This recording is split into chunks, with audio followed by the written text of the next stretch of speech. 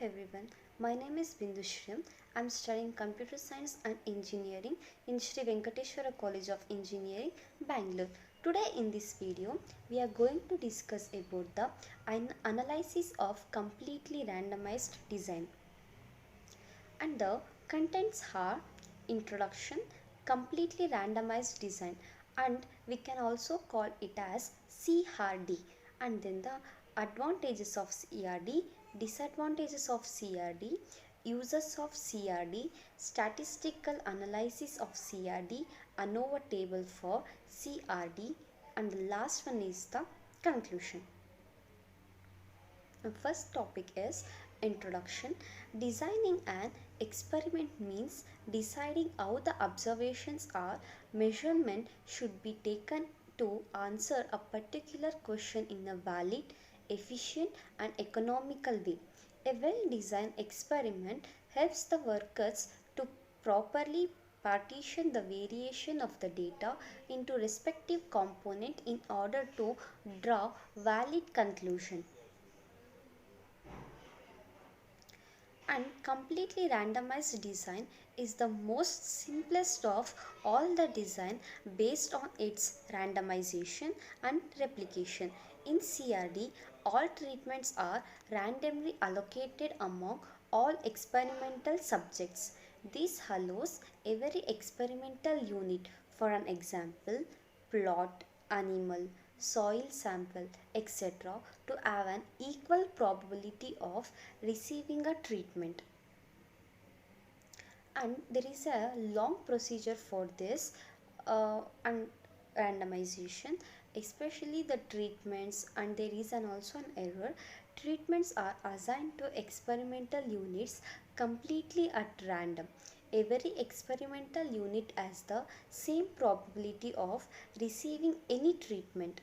Any difference among experimental units receiving the same treatment is considered experimental error. Randomization is performed using a random number table, computer program, etc. And advantages of CRD, there is a lot of advantages in CRD as it is the simplest CRD. So the first advantage of CRD is it has several advantages to easy to lay out the design. There is a complete flexibility in the number of treatments and number of replications, which may vary from treatment to treatment. The number of replication need not to be same for each treatment. The CRD provides maximum for the experiment of experimental error. Next, we move to the disadvantages of CRD.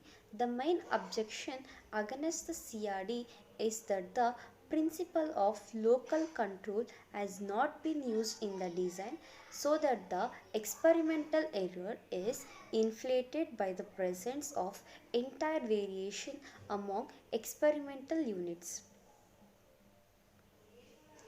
Uses of CRD, as we know that if there is a lot of advantages, there is a lot of uses, and the uses of CRD is under conditions where the experimental material is homogeneous. For an example, in physics, chemistry, in chemical and in biological experiment, in some greenhouse studies, in small experiments where there is a small number of DF.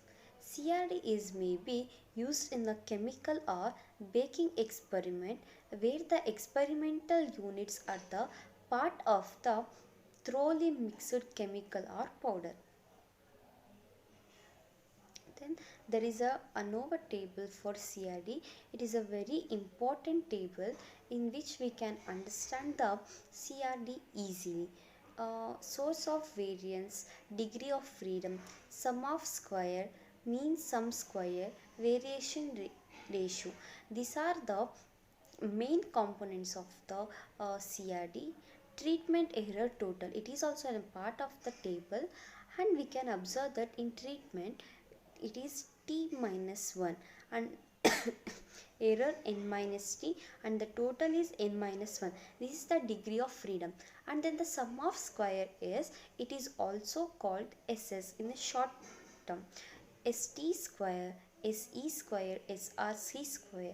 These are the sum of square, and the mean sum square treatment is St square equals to St square by t minus 1, which means it is included the treatment also. And the error here, the mean sum of square is Se square equals to Se square by n minus t, and the variation ratio, it is in denoted by the f.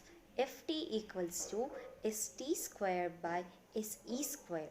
This is the ANOVA table for CRD, and there is an assumption for an ANOVA, that is experimental errors are random, independently and normally distributed about a mean of 0 and with a common variance. For an example, treatment variance are homogeneous. The above assumption can be expressed as NID. Departure from this assumption can affect both the level of significance and the sensitivity of FR tests to real departures from H0. This results in the rejection of HO when it is true. For example, type 1 error.